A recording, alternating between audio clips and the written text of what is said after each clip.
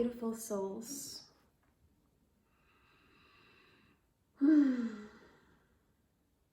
I've come to learn that being vulnerable and sharing my heart and sharing what's true for me is one of the most greatest things I could do in order to create more intimacy with others. And sometimes it's the most scariest thing to do. Sometimes it's the thing that the ego least wants to do. Especially for me because, well, I think especially for a lot of people, because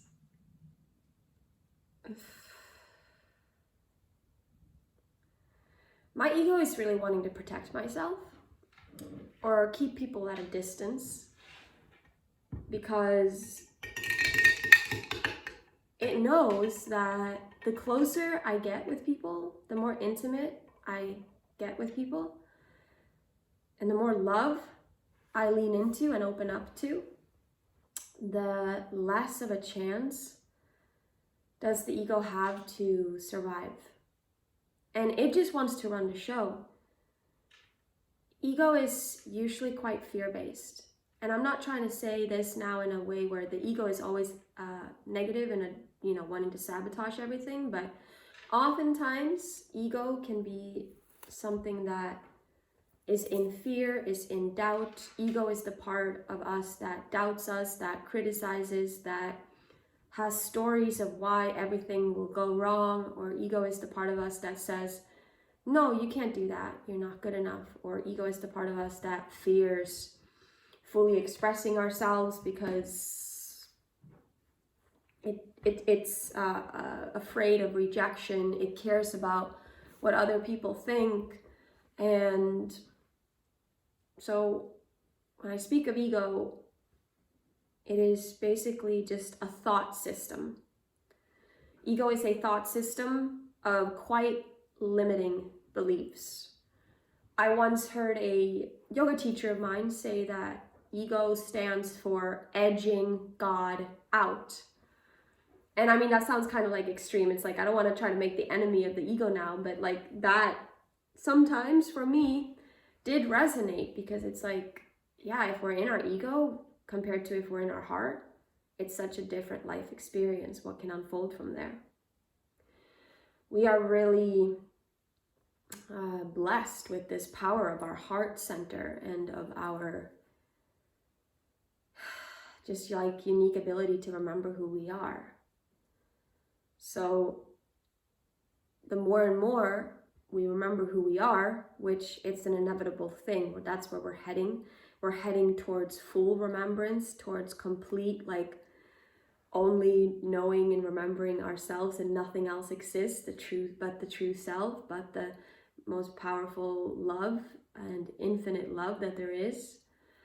We're heading towards that. It's inevitable. You cannot escape it. You can't escape yourself. You think you might be able to get away from this truth, this power that we are, but it's inevitable. That's where we're heading. So more and more now, we're all remembering this.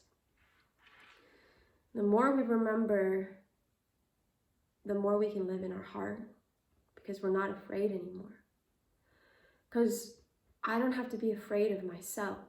I only need to relax into myself and know that it is safe to be the lover that I am. Because my true self is a lover. My true self is someone that expresses what she feels and what is alive, and doesn't try to hide or cover something up or try to manipulate, try to be in a certain way so that you would like me. My true self will just tell you how it is. My true self will tell you that I really like you and I really love you, even if it might mean that you don't like me and you don't love me back. My true self will express the love without any attachments to the outcome. It will simply just be something that overflows from me. I am in a process of revealing myself vulnerably to men in my life.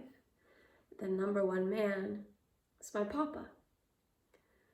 I haven't really felt like I could talk to my papa in certain ways in the past, and now I am. And revealing to him like how my little girl just really wants to be with my papa. And I felt very vulnerable to express this to him because I've always wanted to just play cool and be like, whatever, I don't need him. I'm just going to go live my life on my own. I don't need my papa. But really, truly, he's actually the man I really love so much. And I like my dad's soul. I love my dad's soul. He is not just like a dad, like that's like, oh, whatever. Like that's my dad, that's what he does. Like it pains me to not be able to be with him because he's just such a beautiful soul. And for so long in my life, I haven't been able to be with him because life circumstances have happened and that's brought us apart. And it's been the most excruciating, heartbreaking experience for me in my life. And it's actually affected how I relate with men. I've recently come to see that I would project my papa onto men. So whenever I meet men that are really beautiful, really loving, really powerful, just like my dad, it reminds me of my dad. And then all of a sudden I'm like in my little girl and I just want my papa's love. But that's the thing, I don't want to project my father, my papa, onto men that I'm actually like attracted to sexually, because that's not me really being fully present with that man. That's me now having my little girl triggered. And I prefer not to relate from that place because sometimes if I'm in my little girl, what I really need is just my own presence and love, or I need to just like express my love to my dad and tell him that I would really like to spend more time with him. I don't need to continue engaging with a man that I don't really see as my dad. He's not my dad. And actually, I'm like sexually attracted to this man. And I want to see this man clearly as who he is, not who I'm projecting onto him. And it's not fair for me to relate with men if I'm seeing them from a lens of my daddy issues, for example. So that's a clear sign for me to like step back, to like go back to myself and really see and feel like, wow, I don't need anything from these men. I really need my own presence and love. And I also need to be courageous and vulnerable enough to express my deep desires and longings to be more with my dad in this lifetime before we disappear, before I disappear, before this body is gone, before his body is gone, before he's no longer my dad in this lifetime. I have a desire to just be with him, to like have him come visit me in Hawaii and have him and I have time to spend together like we did before when I was younger. Just me and my papa, and like being out in nature and eating fruits together and being wild creatures together and working out together and all these things. I have these desires and I haven't always felt like I could share them because when the new woman came into his life, I just felt like I was pushed aside and I felt like I just needed to go away. And the truth is, I don't really like spending time with him when he's with his partner, his woman. I accept their relationship, I respect his choices and their union, but I don't feel that much attraction towards being with him when he's with her. That's just genuinely how I feel in my body. I just feel like a no. But I still feel so much desire to be with him. So it's been really beautiful to be vulnerable and to be truthful and to really actually go to the source of like all my troubles with men. Because guys, like I feel like one of the biggest blocks for intimacy that I have with men is like my own pain with my papa, like my own journey with my dad and like how all that's unfolded and what's happened in there. And like I really don't want to project any of those things onto a beautiful man that I'm going to relate with and be intimate with. I want to heal and be honest and vulnerable with my dad instead, be willing to be seen and to share my truth with him as well. And the beautiful thing is that I've done that now and he receives me, he feels me, he gets it, he understands, and he even said sorry, but I was like, it's not about you being sorry. You haven't done anything wrong. It's just about me being able to express and share with you my truth and feeling like you could hear me and that you're open to being with me and hearing what's real for me versus just like only being with me when I'm like nice and like behaving like as if I like have this feeling that sometimes I need to like behave and be nice so that I'm a good person or whatever, but like that doesn't feel like I'm being a good person because I'm not being authentic. And I just really want to be truthful to all the people that I love. Yeah, especially the people that I really care about. I'm not just open and honest and authentic with everyone. I'm only that with people that I feel are worthy of it. Everyone's worthy of my authenticity, my openness, but sometimes I'm a little bit more surface level because I feel like that's the space we're in.